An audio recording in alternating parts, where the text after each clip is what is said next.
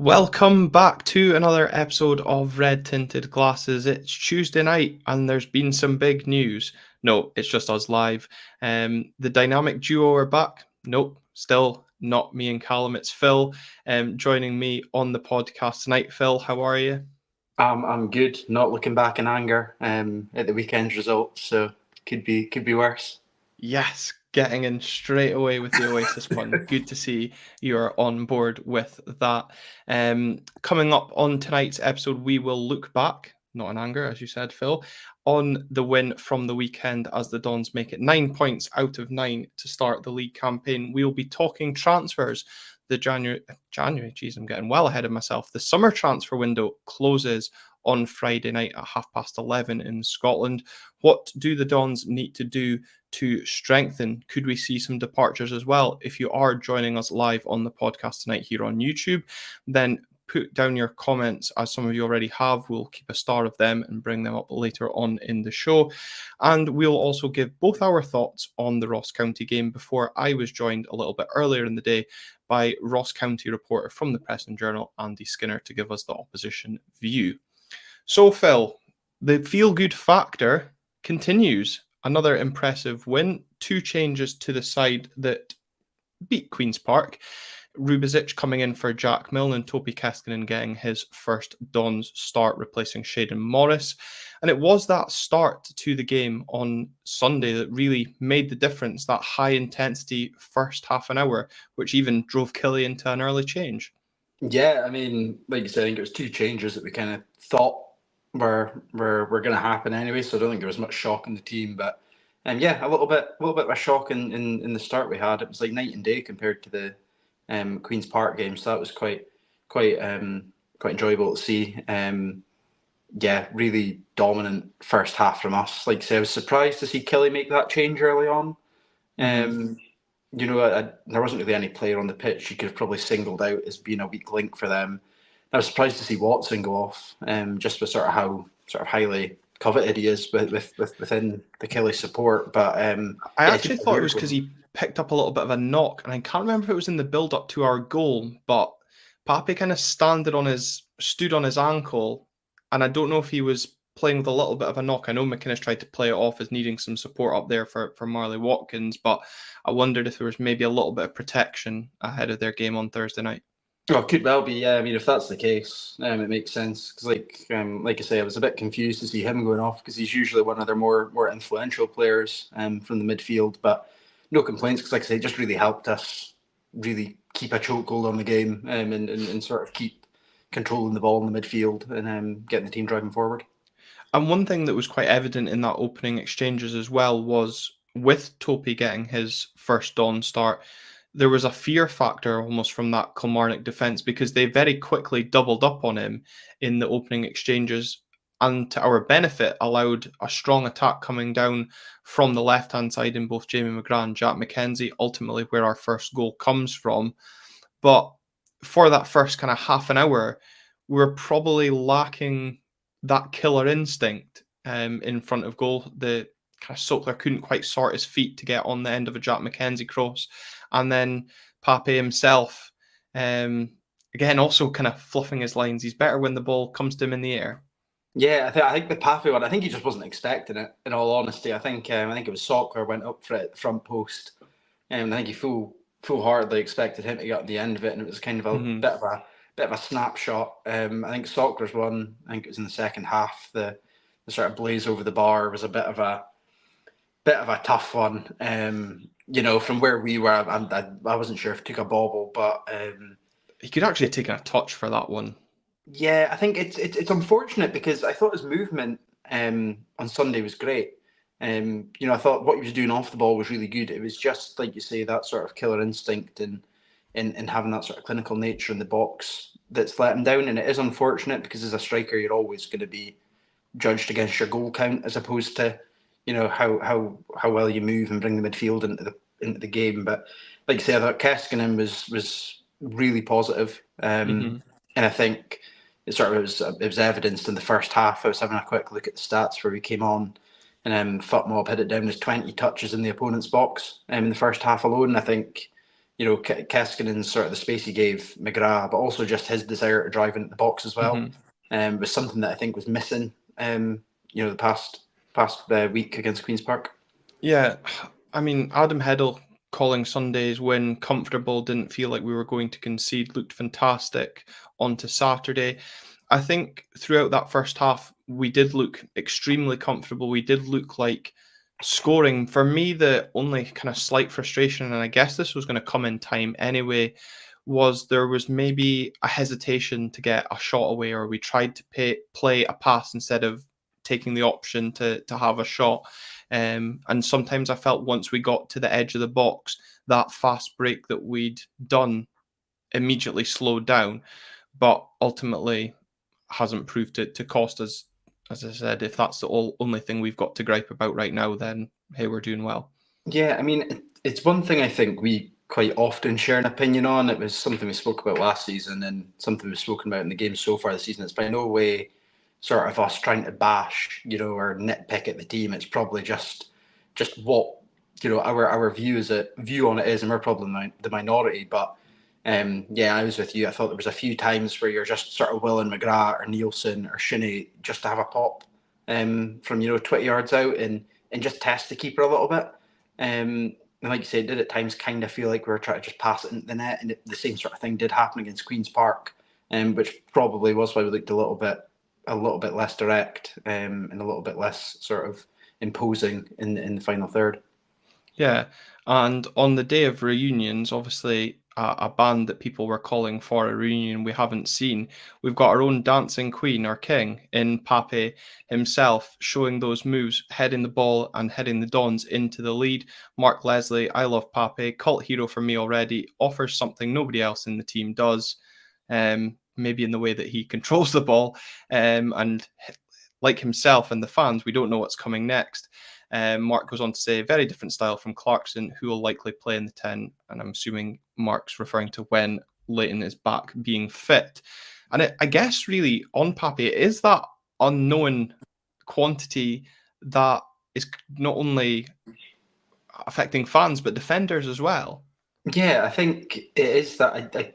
I think he doesn't know what he's going to do just as much as the defender is, which is a blessing and a curse, because when he gets it right, it's brilliant. And when he gets it wrong, like we see, he can't either sort out his feet or he just kind of dribbles it aimlessly out of play. But no, it was another good performance from Pape. Again, both of his headers. I mean, especially the second one, I didn't quite appreciate how good it was till I sort of was watching it back coming home. Because from the south stand, I was like, oh, it came off a Killy boy's head and he's wheeling away to claim it. And it wasn't until I watched it back and thought, how you've angled that back on yourself over your shoulder is blooming impressive. It felt like it took an eternity to hit the side netting as well, but on both, I think the quality of header and the quality of delivery were equally impressive at the weekend. Yeah, absolutely. Like that was again one thing I feel like we didn't do enough of against Queen's Park was that sort of quick ball into the box, because we do have the quality to do it. And then Pap's dance moves and his headers were unmatched. And I thought his post match conference. Or post-match interview as well, just made him even more likable than what he already is. And it's nice to see him actually beginning to enjoy his time, because I do think he was a player that wasn't really given obviously he wasn't given a chance last season and kind of got thrown under the bus a little bit. There was something nice to see him feeling a bit settled. Something quite ironic and maybe quite fitting that Barry Robson was on Sports Scene on Sunday night and having to then analyse Pape's performance and going on to say the lad only needs a run of games when he didn't give said lad a run of games. On Esther Sokler, obviously we spoke briefly about the opportunities. You've spoken about the movement. How much do you think his confidence will have been helped at the weekend by the fact he was... he started the game, got a decent length of minutes. Aberdeen went on to sign Kevin Nisbet on a season-long loan, which we'll speak about. Obviously, Kevin making his debut at the weekend along with Ante Palaversa. But for Esther, good for him that he started. And do you see, we'll speak maybe more of the county game in a little bit, but obviously he doesn't score at the weekend, but confidence-wise, I'm sure he'll benefit from the fact he still started the game. Yeah, like we say every week, he seems like a kind of confidence man, and I think Jimmy sort of having that bit of belief in him and sort of saying it's still your spot. I don't think by any means he's sort of untouchable in his position up front, but I think getting that little arm round and sort of saying it's still yours, go and claim it, and will be good for him. Like I say, it would be nice to have seen him score a goal. Likewise, I'm hoping this bit being in will maybe light that fire in him a little bit to go out and prove himself, and maybe through sheer fear, make him start scoring. Do you think, as Dundee suggests, Sockler could play in the 10 role behind Kevin Nisbet if obviously the game dictates? Obviously, Pape's going to make himself a little bit undroppable after that performance on Sunday. Yeah, no, I think so. Like I said, I think his movement's really good. He's a lot like Miovski in the way that I think he's quite good at linking midfield to attack. We saw the game that he started against Celtic with Miovski when he was dropping deeper to win the first ball and knock it on to Miovski. It was quite effective because he is a really athletic guy. So I think in the 10 he could work well if needed, but it is that sort of headache we've got now, with McGrath, with Pap, with Clarkson coming back soon, Polvara coming back.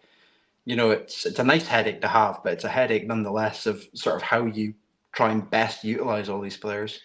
Yeah, and you've just mentioned both Leighton and Polvara to come back. The musical box asks what the success of the team currently means for the playing prospects of both Dante and Leighton. And I guess whilst Pape's scoring, Leighton is going to have to work for that starting jersey, or do you think it is a case of, as Jimmy's kind of alluded to, after the international break, Leighton walks straight back into that first team? I think Dante's definitely got a more difficult job. Yeah, no, definitely. Like you say, I think where Clarkson plays is tough because he was a decent investment from the club and he is an undoubtable talent. The two players he's competing for a position with, have been sort of two of our best players in the past couple of weeks in Pat and McGrath. Mm-hmm. So it's really, either of them getting dropped, obviously depending on performances going forward, but if they continue their current form, would be quite tough. Like you say, I think you don't really want to break up that Nielsen Shinnie midfield duo because that's just working unbelievably well for us. Polvara's role might regress a bit more into that sort of hour Coaching mark role. seven. Exactly, back in the black tracky, but more into that sort of hour mark, 70th minute sub for tied and legs, which again is probably harsh for him with how influential he was last season. So I think Jimmy will have a real tough time try to balance it all and get as much quality inside as he can. Yeah, you were just talking there about Sivert Nielsen. Ewan Grant wants to begin his pitch very early to award Sivert Nielsen the RTG Player of the Year trophy. It's done already in his eyes. What an impact the Norwegians already had in that midfield, allowing Shinnie that little bit more freedom. But the one thing I took away from the game on Sunday was how much of a madman he is. We'll come on to the red card in a second, which obviously gave us a bit more freedom in that second half. But his reaction, and I'm still not convinced whether his reaction was based on the referee not playing advantage or only showing the yellow card to that decision. But there's a few other times. I noticed also Liam Donnelly highlighting to the referee a little cheeky elbow that he threw in. I very much clocked that when they were going for a high ball. He just gave him away, out my way. Thankfully, VAR didn't see too much in that. But he seemed to have a bit of a screw loose at the weekend, and that little mad bastard in midfield that, look, we're delighted to have him in our team. Yeah, no, and I think in games, like Kelly and even like Ross County at the weekend, you kind of need that sort of absolute head case in the middle that is going to rein in. Because I mean, both teams have pretty physical midfields. You need that sort of guy who's going to give it equally back to sort of rein them in a bit. But the one that stood out to me, and I don't know if you would have seen it much from the red shed during the celebrations, was the sort of standard he demands. We went 1-0 up, and I saw him still, Pointing. I saw him still screaming at people not doing something right. And I thought, my lord, I'm here for that, because I think it's one of those things that we come back to where people maybe say it's us being overconfident or optimistic or thinking we're bigger than what we are, blah blah blah. But being at Aberdeen kind of does demand a little bit of a standard, and I quite enjoy seeing him. Again, it's a bit like Ramadani, not from here, no links to the club, but seems to kind of just understand what it means for everybody in the stands. You notice it as well when he makes a big challenge, he's geeing everybody up. He's always, again, there was a few times that Mackenzie flew into somebody and he was the first one over, clapping in his face and again shouting at everybody in the south stand. So it's that sort of standard and leadership that really, for me, I think is going to be a huge boost for us this season. Yeah, Sam Gordon, backing up what you've said there, the Rama replacement we've been waiting for. But I exactly saw what you saw after that first goal, and I was like, what the hell is he raging about? I was like, is somebody offside? Like, was he raging he didn't get the assist this week? Or honestly, it was beyond belief. But yeah, even as I said, the decision to send Brad Lyons off, he was equally raging. I admittedly was more raging at the fact that the referee didn't play advantage, because I thought it was a brilliant opportunity for us to go 2-0 up. From the south stand, obviously, you've got a different angle to myself. What was your immediate thoughts? Were you kind of similar, raging we didn't have the advantage, or did you see that as a red card? Yeah, I mean, initially I thought it was a red. I couldn't quite see where his boot went in, but it sounded, and it was one of those ones where you kind of hear it and you go, ooh, like it didn't sound very good. It was the same way as when was it Miovski got his ankle broken. It was that one where you just kind of heard it and you went, Jesus Christ, that did not sound pleasant. So I was more annoyed that he'd stopped it, not given a straight red. And then after that point, it was more, well, if you're just going to book him, why have you not allowed it to play on? If you're given a straight red, that's fine. But if you're only going to pull it back for a yellow, it seemed a bit daft, considering, it would still go under review from VAR regardless of whether he stopped it or not. Yeah, well, apparently as well, even if he had allowed advantage and we'd gone on to score, it could have still been reviewed for a subsequent red card, which I didn't realise. So I wondered if the decision to stop it was because he realised it was a kind of a brutal tackle and he just panicked and went, I'll just give a yellow and hope VAR helps me out. Yeah, but I mean, I think that was maybe part of it. I think it was one of those ones where he's kind of relying on VAR to sort of prop him up a little bit there, and that's maybe why he stopped it. But yeah, for me, even viewing it back, it wasn't as bad as I initially thought, but it was still reckless. He still went in at speed, and I still think it was a red at the end of the day. Yeah, Michael Taylor thinking at first thought yellow, then seeing it again, it's high, out of control, wasn't pleasant at all. I don't know, I know listening back to Sports Sound on the way home from the game, Richard Gordon calling it an orange card, much to Willie Miller's disbelief and disagreement. He believes it was a straight red, as pretty much summed up by Michael Taylor there. It definitely took me a few looks on Sports Scene to kind of see why the red card was given, because yeah, certainly on first look, I was still more annoyed about the advantage. But again, when it comes to VAR and these decisions, any tackle slowed down looks worse. You just need to go back to the decision to send Graham Shinney off of this weekend's opponents last season as a prime example. One thing as well before we move on, I thought as well at the weekend, what really helped was the impact of the substitutions. It kept that tempo and pace up, both Peter Ambrose and Vinny Bizowen especially. I felt a bit sorry for Pape getting taken off ahead of his impending hat-trick, especially when Killy went down to 10 men. But good to see the substitutes making an impact. As I said, debuts for both Ante Palaversa and Kevin Nisbet. Kevin Nisbet, we spoke about him on the last show. Phil, what's your thoughts now that he's a Dons player, getting that coveted number 9 jersey as well? No option to buy though. Alan McLeod wanting to know about that, if there was one. It hasn't been reported in the Dons press release, but are you maybe a bit disappointed by that? Feel it's okay given we get to see what he's like? Yeah, no, definitely. I think, as far as I'm aware, I think his contract's up in June next year, I want to say. I could be totally wrong on that, and if our roving reporter can fact check me in the comments, that'd be appreciated. But no, as far as I'm aware, I think his contract's up in the summer, so it does kind of feel like a bit of a potential try before you buy. There's always that kind of fear that if he does do well, someone from down south will just put in a contract offer we can't match, and then it's game over anyway. But you never know, if he does enjoy his time here and enjoys the system, we get European football, that could be the sway.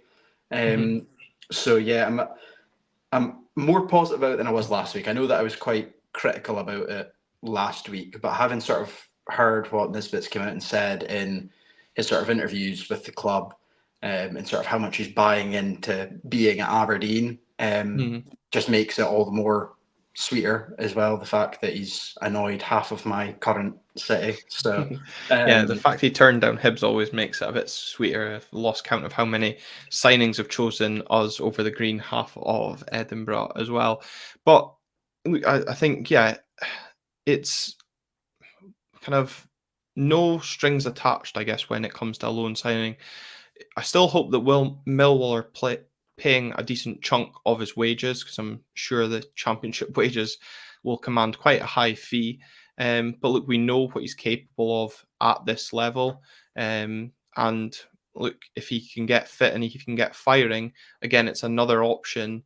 And we've been saying it for the last few weeks. We need an out-and-out striker that has a bit of pedigree and potentially knows the league as well. And Kevin Nisbet obviously ticks all those boxes and gives us that backup. If, of course, worst case scenario, there was something to happen to Esther Sokler. And I think that's why, the more you kind of read into it, the calmer people will feel. But he could file under the Jamie McGrath situation of a signing that's come in that's maybe been a bit underwhelming or kind of flown under the radar and then proves to be good. But I guess, again, after the weekend performance, Jack McKenzie and Jamie McGrath, let's hope those contract discussions with both players are at least out there and on the table.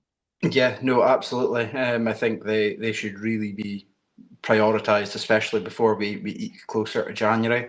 Yeah, because again, they're two players that are just thriving at the moment in this sort of the system that we're playing.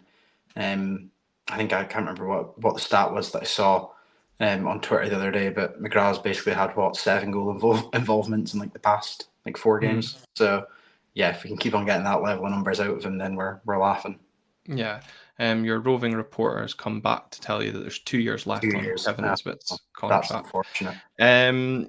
And one final thing from the weekend, a lot has been made, mainly by a raging West Coast media, the fact that Jimmy Thelin and the Dons are on this fantastic unbeaten run. It's 18 games unbeaten, obviously stretching back to Peter leaving, 8 wins in a row for Jimmy. Sugarland makes a comment about the fixtures have been kind, but the job has been done so far. Not being in Europe has been helpful. Not having to have a squad together by mid-July has also helped us. And look, people are going to comment on the fact that we had to play both St Mirren and Kilmarnock after they had away trips in Europe. At the end of the day, we can only beat what's put in front of us. Last season, we failed to take 3 points from Kilmarnock. We've already achieved that. St Mirren, similar. We've already kind of beat points tallies against teams we struggled against.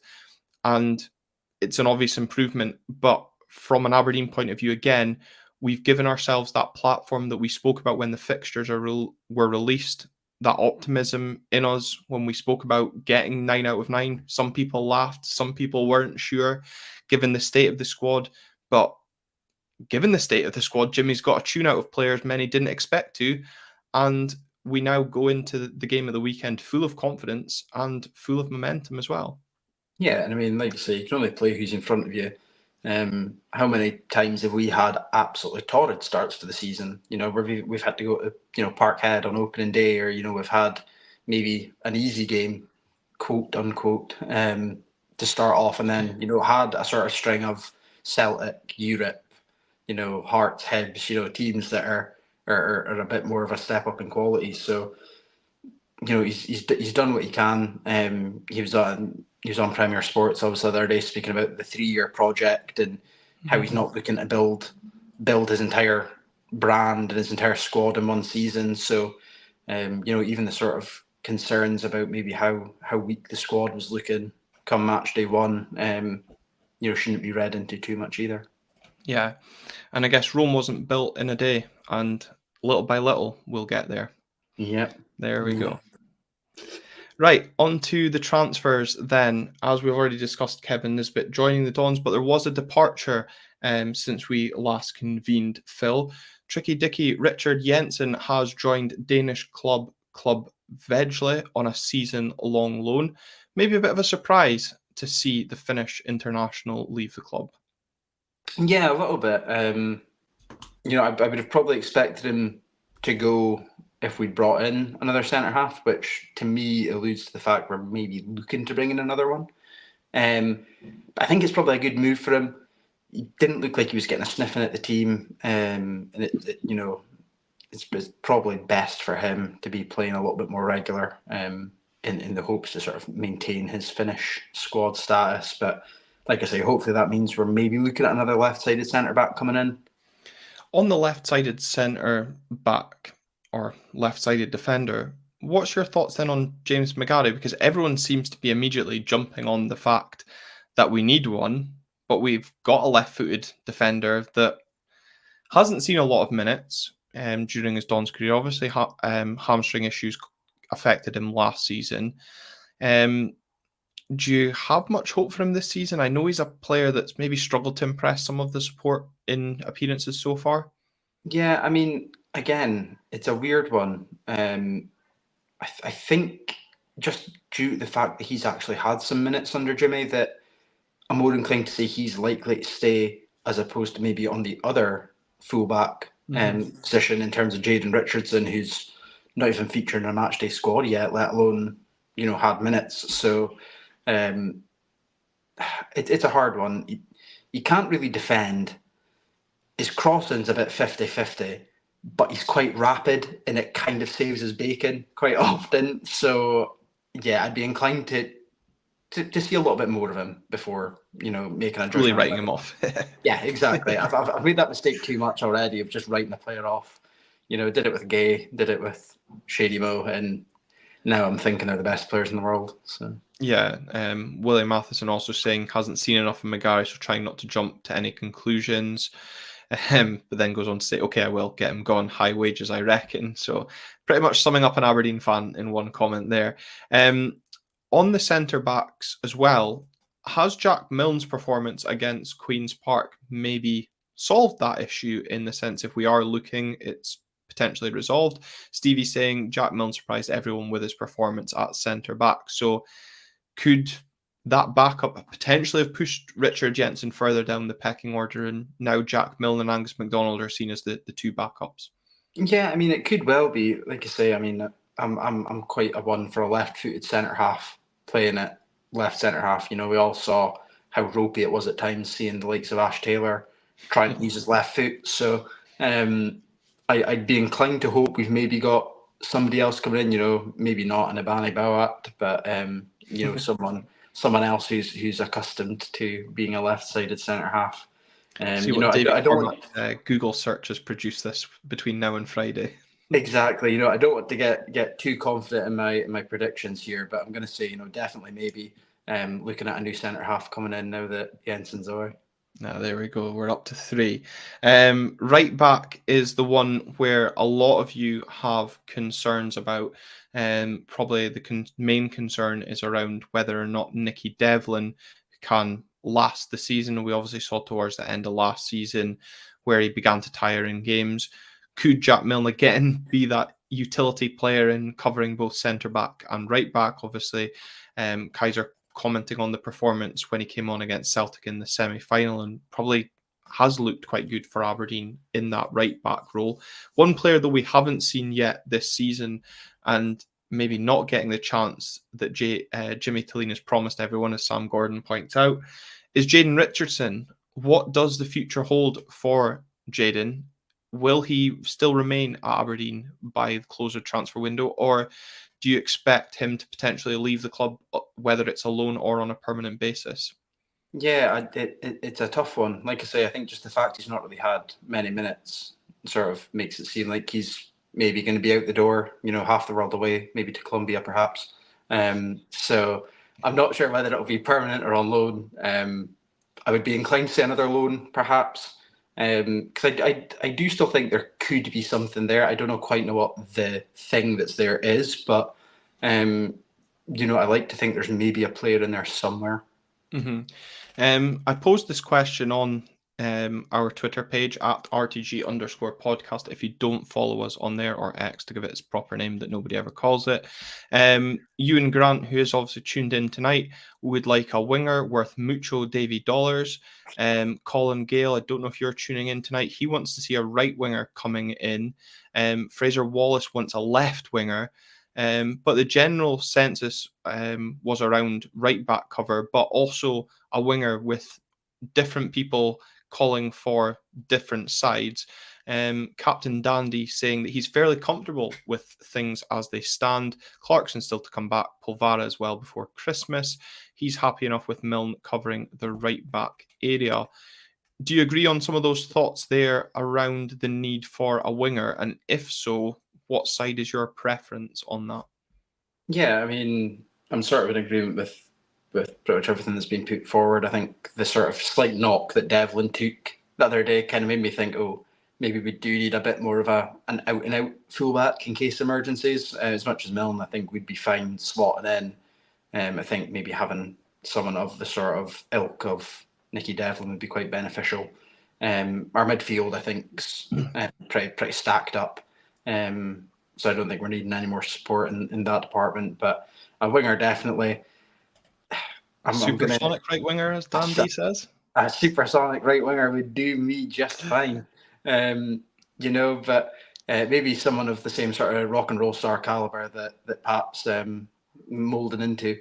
But yeah, I'm gonna very much sound like my father, as I say pretty much weekly on this podcast. If you're a winger, you should be able to play on either side. I'm not really too worried. Just invert your brain. It's not difficult. And I guess that's also been shown by the fact that Topi's prefers to be on the left, and we saw him at the weekend on the right. So it'll be interesting to see if that continues. And a few people, Alan Moffat, commented on it, and so did Craig Taylor, about Angus possibly going. I do think with Richard Jensen leaving the club, I would be very disappointed, just in general, to see Angus MacDonald leave. I know my colleague Niamh McPherson would be inconsolable if Angus left, although I think that's for different reasons than his playing. The same case, to be honest. Yeah. And other than Angus MacDonald, I'm going to mention it because Scottish Crypto continuously tweets us this, so I'm sure he'll be happy that it's getting a shout out. He would like us to sign Lennon Miller as a priority. I, however, don't see where Lennon Miller fits into this side. I see where he's coming from because I think he's an excellent player, but personally don't see where a Lennon Miller fits into this Aberdeen side just now. Yeah, no, definitely. I think just going back to the first point, I would like to see Angus stay just so we do have that experienced centre half still within the sort of squad, even just as a sort of dressing room and training ground mentor to some of the younger guys. I think in terms of maybe outgoings, I'm more probably looking at loans. Like the like the prospect, maybe Bavidge or maybe even Boyd, because you're kind of struggling to think where Boyd might fit in apart from the odd sort of sporadic bench appearance. Yeah. But yeah, it's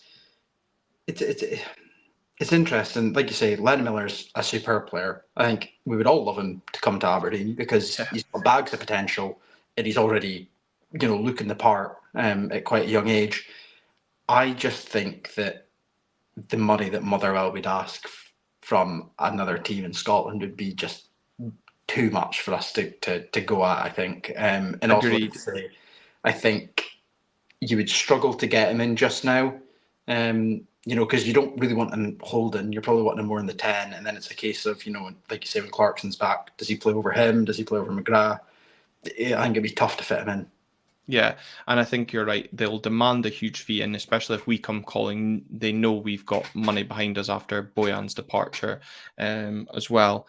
And on the theme of Oasis puns, Chilling has commented on Jaden Richardson. He is the importance of being idle. I thought that was too good not to include. But we've seen sensational comebacks. Obviously, we've been making Oasis puns throughout the show, but Murray Cup as well has come back as well. Will Duke stop crying his heart out and come back to the Dons and the agents? It took two brothers to put their differences aside and pick up the phone. Will Duke's agent maybe do the same and pick up the phone to Aberdeen, or will Duke finally leave the club between now and Friday? Because that is probably the one that most of us will be watching, because once that transfer window closes, we're left with a player that isn't even in the country. Yeah, it's, I'm hoping Callum's work in Portugal to hunt Duke down is going successfully, but like I've said before, I think it's been far too public of a fallout. Even the fact that Jimmy was asked about it the other day, and his response was just, he's not here. Yeah. I think kind of says all it needs to. His agent's probably, saying, stand by me, I'll get you a deal. And it's, not looking like that's transpiring so far. So, yeah, I can't see him sort of coming back. But at the same time, I, for some reason, also just can't see him being sold. I think, teams might take a gamble on him, but I think just the nature of it all, if I was in charge of a football club, I'd probably be going, don't really know if that's the type of personality that I'm really wanting in my squad. And as well, his form last season probably hasn't really merited much interest compared to the season before either. Yeah, no, that's fair, and I think it is going to be interesting to see what business the club do between now and Friday night. I think you obviously touched on about some of the younger players getting loan time. For me, I think it's important, if Fletcher isn't involved in the first team moving forward, that he gets minutes. Similarly, Alfie Babbage as well. But whatever happens between now and Friday, we'll just roll with it and keep that momentum going. And that momentum goes to Dingwall this Saturday. So, with the trip to Dingwall coming up on Saturday, Phil, what is your thoughts on the starting 11? We'll go with that. We saw two changes, probably forced. Rubezic was suspended for the game against Queen's Park, and he came in. Probably no surprise, Tope starts. From what we saw against Kilmarnock, would you be changing a winning 11? I personally wouldn't be changing it, and I can't see there being any changes. I don't quite think Nisbet's maybe there to start yet. As much as he says that he's fit and he's raring to go, it might just have been a little bit of sort of lacking of sharpness. But I just thought he looked a little bit slack when the ball did get kind of fired up to him against Killy. So I'm thinking Sockler probably starts, and I would like to say Nisbet's going to get more minutes off the bench. Likewise, Palaversa as well. I'd like to see him getting some more minutes off the bench, but I think the starting 11 is going to be unchanged in my opinion. Yeah, I think the starting striker will be the interesting one for me. I wouldn't be opposed to see Kevin Nisbet starting the game, but I am probably more mindful that we've got a better man manager in Jimmy Thelin, who is maybe conscious about the confidence side that we were already speaking about in terms of Esther. I think unless we see any injuries or huge signings between now and the weekend, there isn't going to be too much to change. Ross County themselves haven't been on the best of form in August after an impressive League Cup campaign. More of that coming up in that discussion with Andy Skinner shortly. But one thing the Staggies do boast is an impressive home record. How important is it for Aberdeen to continue that fast start that we saw against Kilmarnock on Sunday? Oh, absolutely. It's one of those games where the longer it stays 0-0, the more we're potentially going to get dragged into the sort of county style of play of just hoofball back and forth to each other. And I think it's important to kind of put our stamp on it with our sort of style of play, which I think Jimmy's done a good job of so far. Like we saw in the Queen's Park game, really sticking to how he wants to play. But yeah, I think a fast start's a must. I think especially off of the drubbing that County just took at the weekend. I think they're going to be very conscious to try and shoot up a little bit and set a lot lower. I think as well, they've not really replaced, in my opinion, Dan Murray. They've signed Hale up front, who's banging in the goals, but at midfield they've not really got that same creative spark. So I think it'll be a lot easier for us to control the midfield as it has been the other seasons. So I'm hoping we'll be able to just really sort of take a real chokehold of it early on and start banging them in. Hopefully a few from Sockler.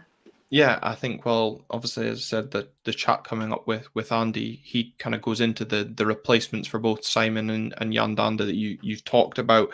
And I think that midfield battle, you already kind of referenced it earlier when we spoke about Nielsen, that midfield battle is going to be crucial in a game where I do think Ross County will look to be stuffy. They've had two terrible results going into this game, both for different reasons, obviously crashing out in the League Cup to Spartans, and then obviously that drubbing at Hampden as well. And given how much pride they take in that home form, they'll want to rectify 2 weeks of wrongs, I guess. In terms of Aberdeen, Saturday poses a sellout away crowd coming up to Dingwall for an evening kickoff, and those unfortunate not to get a ticket for Dingwall will unfortunately have to see my mug on the TV, because I'm helping out Premier Sports with a little bit of content before the game. The game itself, though, Phil, poses an opportunity for Aberdeen to go 3 points clear of Celtic and outright lead at the top of the table, albeit for potentially 24 hours or more, depending obviously what happens in a small game in Glasgow on Sunday. How do you think this squad deals with the pressure and expectation that comes with a support who will be going up to Dingwall fairly confident that we will make it 4 from 4 at the weekend?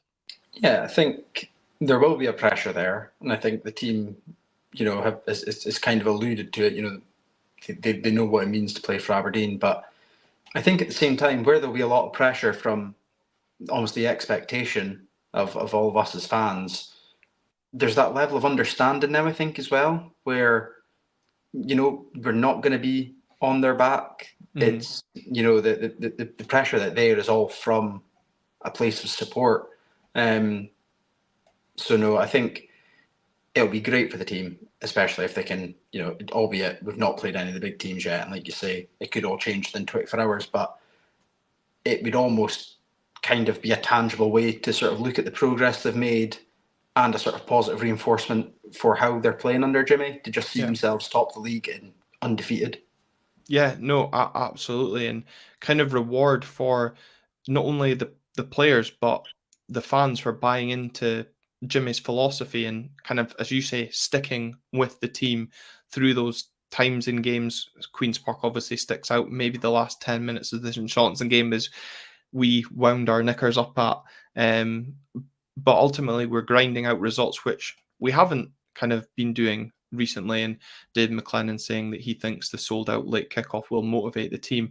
I certainly think it will, and it'll be good to see a kind of a big crowd at a game up in Dingwall, and hopefully it's a good advert for Scottish football in front of the TV cameras as well.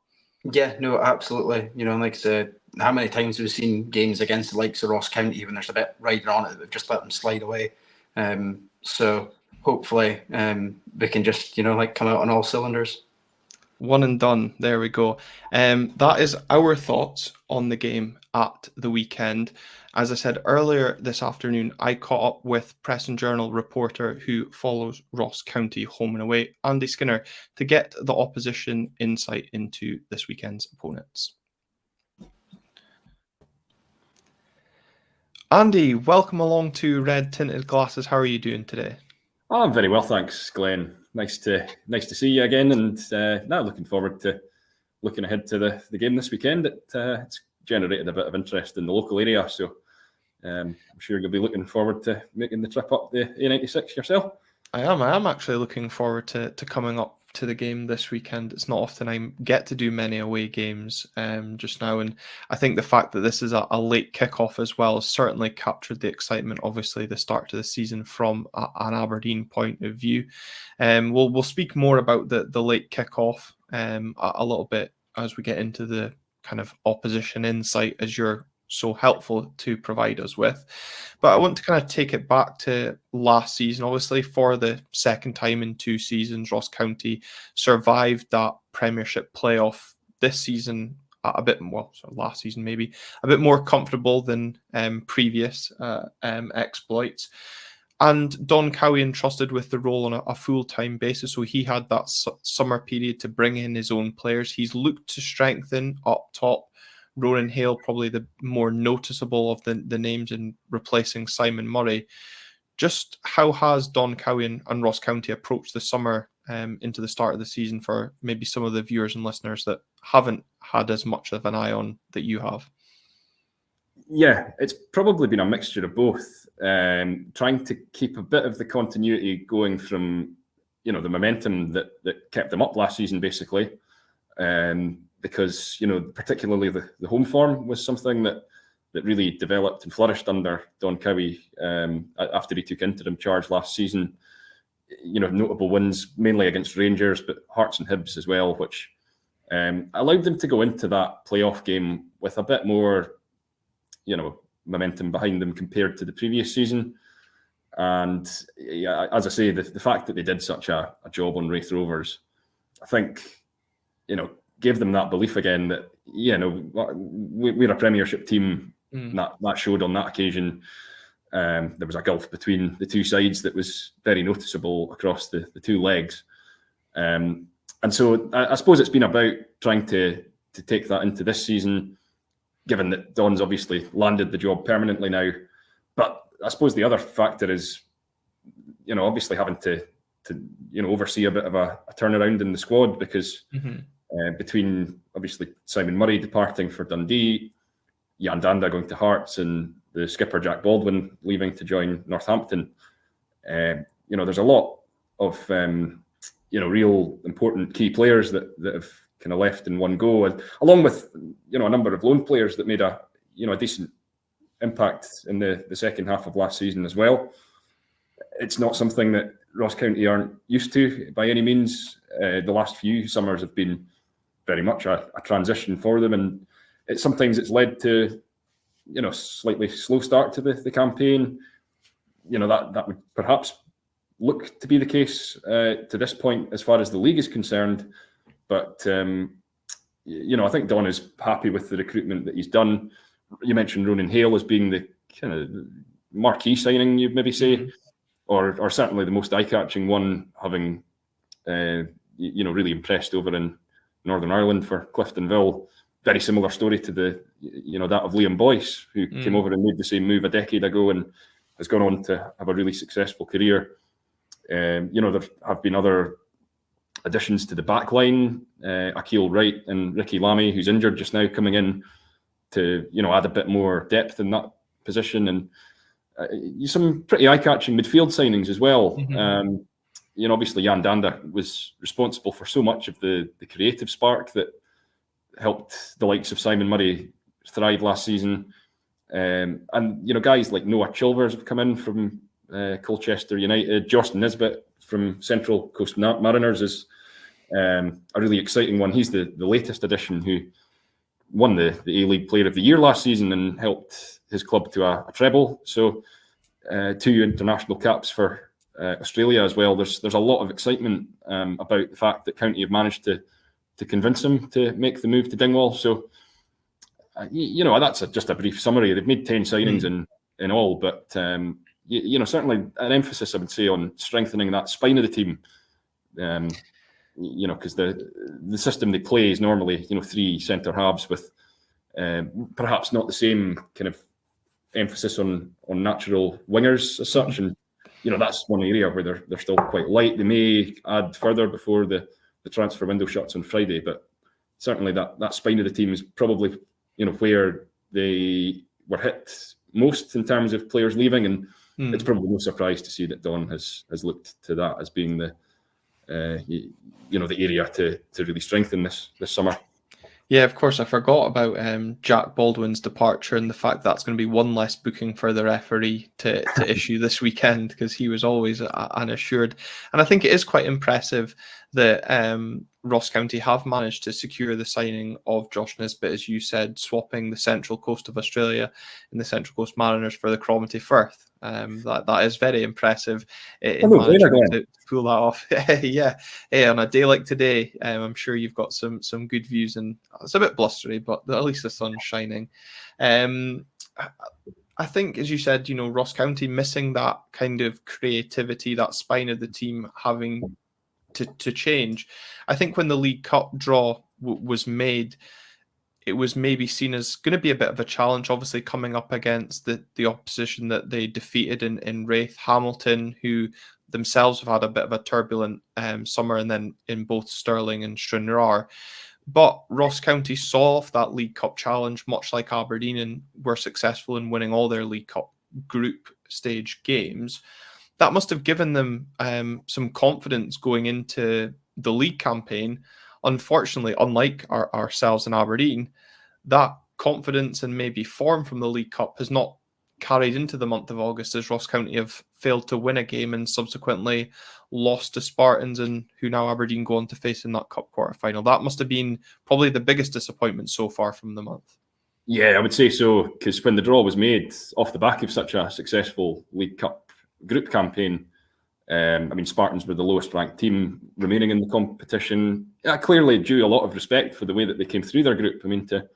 They topped a group that, similarly to County, had 2 championship teams in it, in Livingston and Dunfermline. So, they'd got into the last 16 very much on merit. County, as I say, were really happy with the fact that they'd come through a group section, of a similar kind of ilk.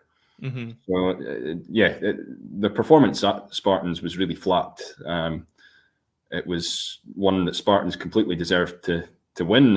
And, obviously the artificial pitch and things like that come into it. But then again, County beat Hamilton on a similar surface. So, it's something that County have actually been quite good at avoiding, is those sort of embarrassing results that catch the headlines come a Monday morning. But on this occasion, a real setback for them, and just the manner of the way they went down, there was no real kind of onslaught on the Spartans' goal towards the end, which you'd expect in that situation. So, and certainly, as you said, one to catch the headlines, quite fitting with you, of course, being the Ross County reporter. I'm sure you had a few headlines in mind to issue, but at least you did get your day out to Hampden just at the weekend, as Ross County, quite disappointingly, I know Don Cowie commented on, lost 6-0, and I know I spoke to you last night on the phone as well. We spoke about how kind of poor that Ross County performance was, and obviously that transpires on the highlights that I watched on Sportscene as well. It's 2 disappointing defeats. You mentioned Spartans and being flat. Ross Saturday at Hampden, and how that, when Don Cowie came out and said, in those situations we should be limiting that game to really kind of 3-0, but they didn't, and the defence shipped another 3, losing 6-0. Should Aberdeen be fearing the wounded beast of Ross County coming off those 2 really poor defeats, or is Don Cowie really got some soul searching and some almost ringing the changes? I know you were at his press conference earlier this afternoon as well. Yeah. What I will say is I think they'll be really looking forward to being back at home this weekend. That is where Don Cowie has picked up most of his points since taking on the job as an interim manager to begin with, and the form there has been really good. It's only Motherwell that have beaten them at Dingwall since February, albeit that was a heavy one as well. That was 5-1, but there is a real spark about them at home that they're struggling to replicate on the road. There could be fragility there, just based on the fact that that was a painful one on Saturday. It was a painful one to watch, even. I have seen it before. Don has spoken about the fact he's experienced it before as a player going to, Parkhead or Ibrox, but in this case, Hampden. Yeah. It can happen. In fact, I remember, to be honest, going to Don's first game in charge. They played Rangers at Ibrox, and that could quite easily have been much and such the same kind of scoreline. It wasn't, dissimilar in terms of the chances that County were up against. It was a really inspired goalkeeping performance by George Wickens that grabbed the attention after that one, that really kept the scoreline down. I have seen County teams really struggle to stem the flow from either Celtic or Rangers in the past, and I suppose the frustration would be the manner of the goals that Rangers were able to score. They were scoring pretty much at will, particularly that period, early to middle of the second half. It looked like it was going to be a really tough ask for County to sort of stop the bleeding almost. It was obviously a 90th minute goal that came, Rangers' way that made it 6 in the end. But obviously, it's not a result that will do their confidence any good whatsoever. But as I say, I think just getting back to those familiar surroundings, a place that they've done well in recent months, off the back of 2 really difficult weeks for 2 very different reasons. It's something that I think will help them, maybe just try and rediscover signs of their mojo again. And with that in mind, I would, obviously they'll be wary of the fact that Aberdeen have started the season so well, but they'll certainly be a lot more confident about, getting their own game right, back in Dingwall. And we spoke on this podcast when the fixture list came out, how crucial it was for Aberdeen to start the campaign with 9 from 9. Given really St Johnstone, we should have been looking to beat St Mirren and Kilmarnock both at home, and Aberdeen have achieved that 9 from 9. And the way that the fixtures for the rest of the league have kind of transpired this weekend gives Aberdeen the opportunity, if only for a matter of 24 hours, the opportunity to sit outright leaders in the league. And I guess from an Aberdeen point of view, that's extremely exciting. And as you say, something that Ross County will be wary about. From a Ross County point of view, obviously the league fixtures, Motherwell away, Rangers away, Dundee United at home, and then you've got Aberdeen obviously coming up at the weekend. What was the sort of expectation for the opening period, or as a whole for Ross County from this season? Because I've done a couple of podcasts before with other Ross County fans, and for them, even just 11th is seen as pleasing. And I think maybe for this season, as you've already alluded to earlier, given the turnover, that spine of the team changing, would 11th be seen as a good season for Ross County? I'm sure Don Cowie's obviously aiming for higher, but what's the view up in Dingwall on that? I mean, I think they would want to kick on from 11th based on the fact that they've been in that playoff twice in a row now. I think there's a real push to not be in that situation again, because the more often you expose yourself to that, ultimately it will catch them out. If they're in that playoff again, hopefully, for my own sake and having my season finished a week earlier than the last 2 years would be quite nice, actually. So I would certainly vouch for 10th. And I think 10th would probably be the target. The earlier you can get that sewn up, then obviously it gives you that chance to maybe look a bit further up once the split comes around. Because I suppose any team that's towards the top end of that bottom 6 is by virtue probably looking towards the top 6 as well. It might just be a couple of results towards the end of the pre-split run that prevents you from getting into that. So I think if you're in the conversation, at least for the top 6 as opposed to the bottom end of the table, then that's probably where County would ideally be looking to be. But just based on the last 2 seasons, if they were to be a good distance clear of the playoff spot, and obviously automatic relegation, give you a couple of weeks off ultimately is what you're going for. It's a very hectic period, that playoff run-in. It comes around so quickly after the the season finishes, with a game on Thursday away from home, and then a tense sort of game on the Sunday. It was less so this year, obviously, but I suppose as well, it also allows a bit of future planning for the next season when you're not dragged into the playoff because of obviously budget constraints and maybe potentially different leagues. But obviously that is a long way away, and as you said, the hopes up in Dingwall are not to be there come the end of the season. You mentioned earlier about it being a late kickoff. Say once again, it's another sold out away end, making that journey up the A96. Or of course, we've got loads of fans based up in the Highlands and Islands as well. So I'm sure there'll be ferries setting off to make the fixture as well, and a few late nights for some as well.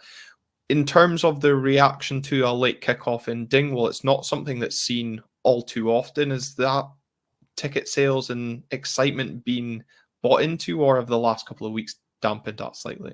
No, I mean, I don't think the mood among county fans will be, I don't think it'll have taken too much of a hit in regards to the attendance you'll see this weekend. As I say, I think looking forward to getting back at home.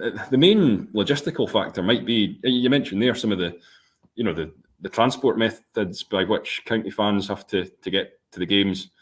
It's the knock-on effect of that. Can they get home on Saturday night? Just that extra couple of hours can make a difference to that logistically. So that would be probably the main thing that would maybe affect the numbers we see this weekend. But I mean, I'm quite looking forward to seeing what the vibe's like on a Saturday night. It's not something I can recall really. Certainly at Victoria Park. It'll be a late night for you anyway. Working at the game, as I know you will be. In terms for Ross County, going into this game, as I said, you were at Don Cowie's press conference. What was the mood of Don looking ahead to the weekend's game? Because from an Aberdeen point of view, when I look back to the weekend's win over Kilmarnock, we started that game extremely quickly. The feeling I got listening to Jimmy Thelin post-match press conference was he knew a fast start would hurt Kilmarnock given their exploits from Copenhagen on the Thursday night. Is Don wary of another fast start from the Dons, given obviously there, as you've kind of alluded to, maybe fragility? Yeah, I mean, without giving too much away, because you're all in the P&J, of course, but he was very mindful, I think, as he touched on after the game, in the immediate aftermath of it as well, that, these experiences are ones that really hurt, in terms of what County have come off the back of. And he hopes that's, kind of fuel for them to not expose themselves to that anymore. He knows that there's a big challenge coming this weekend, but, again, they're really proud of their home form, and that's something that you can tell they will, be eager to protect. It takes on a different kind of dynamic this weekend. You'll be well prepared on, the threats that Aberdeen carry, because the game was on Sunday, which gave him the chance to take that in. I didn't check if he was actually there, but I'm sure he's, studied the threats of Aberdeen thoroughly. But I suppose it's really pinning hopes on what you mentioned earlier, and hoping to have that kind of wounded animal type response from his team. It's something that if they can get off to a good start on Saturday, that gives the fans that little indicator that last week's been put behind them, and they're ready to embrace a fresh challenge. Then that'll give everyone a massive lift. I guess the fear would be, if there's an early goal that goes against them, then it puts that kind of response and that character, into a position where they really need to think on their feet and bounce back quickly from that. Yeah, and that was going to be kind of my next point, is that early stages of the game, and I guess kind of hearing what you've been speaking about in terms of Ross County and how proud they are of that home record. I didn't quite appreciate how extensive that unbeaten home record was. And it'll be interesting, obviously, when we're looking at games at Pittodrie, we speak about Aberdeen wanting to come out on the front foot and kind of assert their authority on the game. And I'm sure that's something that the Don Cowie and Ross County will want to do themselves, and not allow Aberdeen to impose the style that Jimmy Thelin implementing and get that fast pace. Because obviously, I always feel up in Dingwall, it is that tight pitch. There isn't, it feels tight. I'm sure it's the same size as most pitches, but the stands in and around the pitch you're on top of the players effectively. And I think it'll be interesting to see how that opening exchanges go. You mentioned, obviously, if Aberdeen then get that early goal, but equally, if Ross County were to come out positively and themselves get that early goal, what would that do from an Aberdeen point of view? How would we react to that? And I think it is going to be kind of one of those intriguing battles at the weekend. Obviously, I remain confident that Aberdeen will then make it 4 league wins out of 4, but we always know that games up in Dingwall, I mean, a couple of times last season were relatively comfortable, but other games previously we have seen tight games when we've gone up to face Ross County. Yeah, and there's always that big game feel when Aberdeen come to town as well. I mean, the away end's always packed. I suppose there's an extra couple of hours for the fans as well this weekend, which I'm sure they'll make the most of. I'm sure the local hostilities are more than delighted at that. Yeah, absolutely. No, they'll be in good voice, and I suppose for the county players, it's a live television game, and for guys that have come in from different leagues, elsewhere, it's an opportunity to showcase what they're all about, and I guess that's a big selling point for players coming to Scotland, is that there is that opportunity to play, on the television cameras against well-known teams. It's interesting what you mentioned about the pitch size as well, because I mean, I suppose Hampden is renowned for being a massive pitch, and maybe that's something that county players weren't used to. They haven't been to Hampden for 8 years since they won the League Cup, so there was maybe an element of that catching them out a wee bit, just with the amount of space that Rangers were able to profit from, and obviously that won't be an issue for them as much this weekend. But always good to get a plug in on the success Ross County have had as well, because it always feels that a lot of the talk is them being down at the bottom end of the table as well. I think another interesting factor ahead of this game as well is obviously the game comes the day after the transfer window closes. I'm sure Don Cowie's looking to add to his squad. I won't prod you too much on it, because I know you'll want to have that information confined to the press and journal tomorrow. I don't expect maybe any departures from Dingwall of a first team basis. I suppose the intrigue for Ross County fans and yourself working in the press is where Aberdeen add to their squad between now and Saturday's game, which of course we've already discussed earlier in the episode as well. And for someone, I guess, like Don Cowie, could be, despite his research, there could be one or two unknowns potentially thrown in there before the weekend.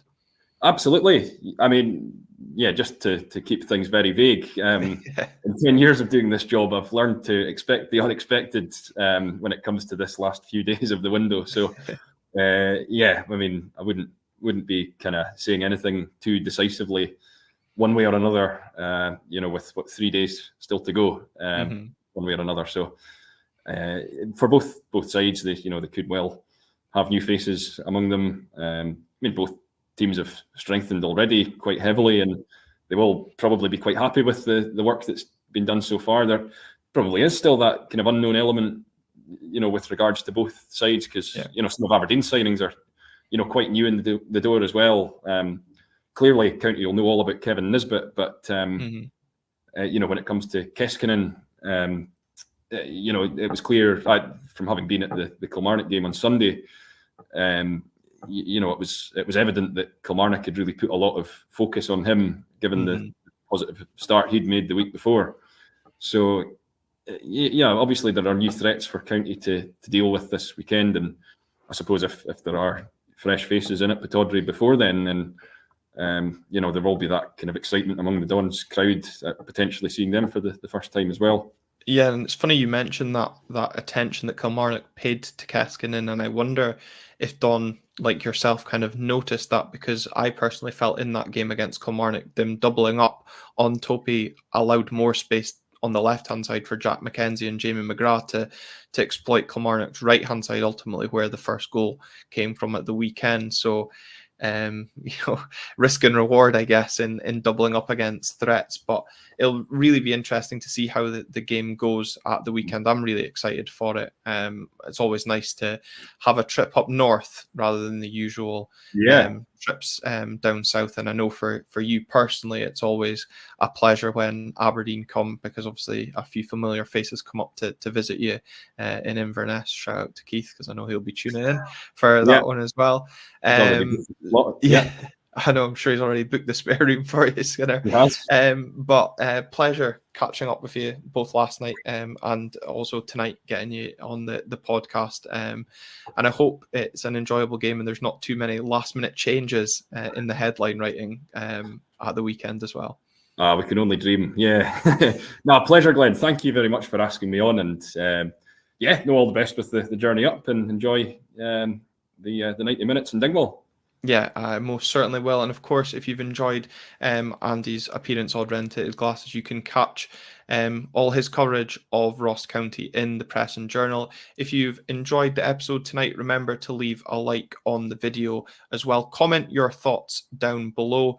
Subscribe wherever you're tuning in on audio as well. And until next time, we'll be back with a full review of the game from the weekend next week ahead of the international break. So until then, we'll see you then.